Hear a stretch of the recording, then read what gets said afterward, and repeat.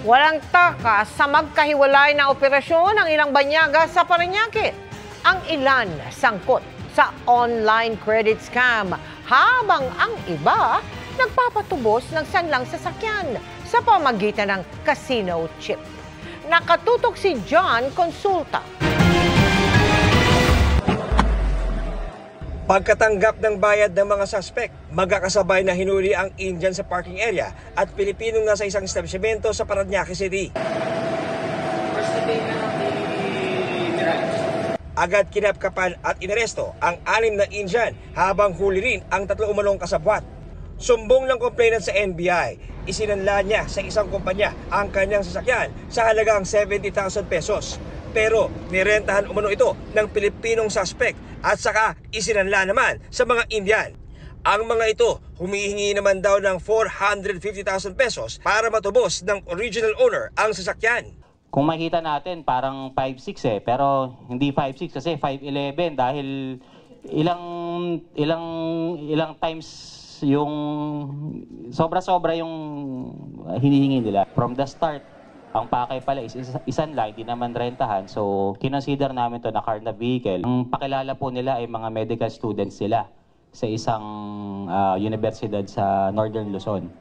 Pero nakakapagtaka dito, kung sila ay mga estudyante ng medisina, bakit nandun sila sa casino na nagdidil ng mga sasakyan? Para hindi raw chap-chapin ang kotse ng complainant ng mga Indianong suspect, nagdemand sila hindi ng pera kundi casino chips bilang pagtubos sa hawak nilang sasakyan. O baka nag-iisip sila na nagpamark kami ng pera.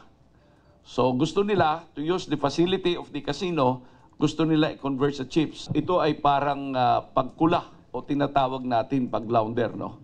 And they always think na kapag chips, hindi kaya ng NBI na i-mark yung chips. Nang kunin namin ang panig ng mga inaresto. So how much are you asking? 200 only, sir. Only 200,000? Okay.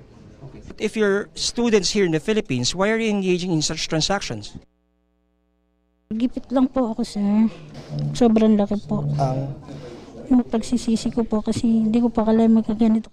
Sa hiwalay na operasyon ng NBI Organized International Crime Division at BI Fugitive Search Unit sa Parañaque pa rin, arestado ang 9 na Koreano na umano'y sangkot sa online credit scam. Kapwa Koreano raw ang kadalasang nabibiktima. Kumpiskado ang mga computer, gadget at script na ginagamit nila sa online panluloko. Pag nag-apply na ng loan, sisingilin na nila ng processing fee itong mga to. Pag nakuha na yung processing fee, nakabigay na sila lahat ng mga sensitive details nila, bigla na lang mawawala.